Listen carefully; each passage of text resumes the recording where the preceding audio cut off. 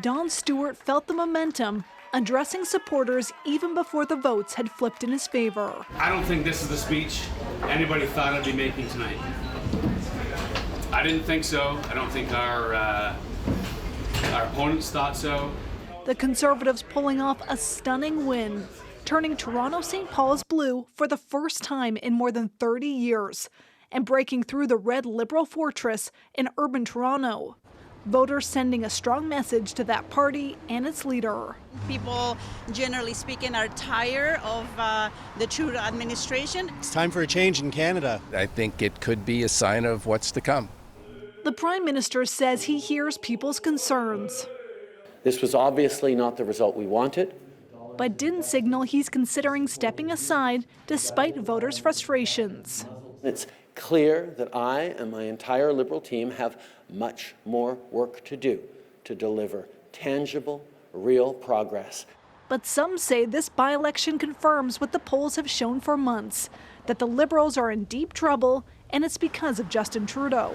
I think voters have decided how they feel about the Prime Minister, and once people have a negative view of you, of anything, it's very hard to change their minds, especially if the person they don't really like is the one trying to convince them otherwise. Publicly, members of his caucus are standing behind him. The Prime Minister is committed to leading us into the next election, and he has our support. Nice to meet you both.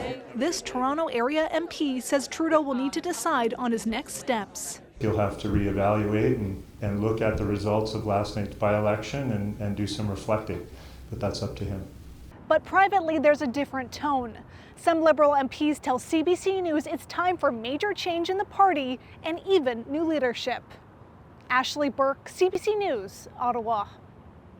All right, so let's bring in Chief Political Correspondent Rosemary Barton. So, Rosie, the polls show this by-election would be a challenge for the Liberals, but I don't think like this. No, for sure not, Adrienne. It's not just that the Conservatives won last night, it's that even the Conservatives didn't think they were going to win. And that seems to suggest there's something bigger happening on the political landscape than even the parties can evaluate.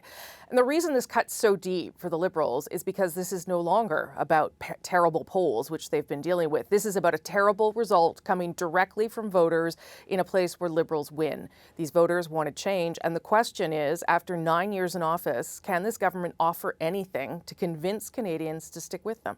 So you and I spoke last night about the stakes for the Prime Minister. What are you hearing today? Listen, our Bureau talked to many different Liberal MPs on background today, and the views really run the gamut from disappointment to we need some big change to it's time for the Prime Minister to leave. There isn't, however, any real sense of urgency here from caucus, at least at this stage, that we can detect. And certainly those around the Prime Minister are saying no one needs to be in panic mode. The next election is 16 months away. Many things could happen between now and then, a lower interest rate, better economy, an American election. What's not clear today is whether MPs, Liberal MPs, will just wait and hope for things to improve under the same leader. All right, Rosie Barton, thank you. Thanks, Adrienne.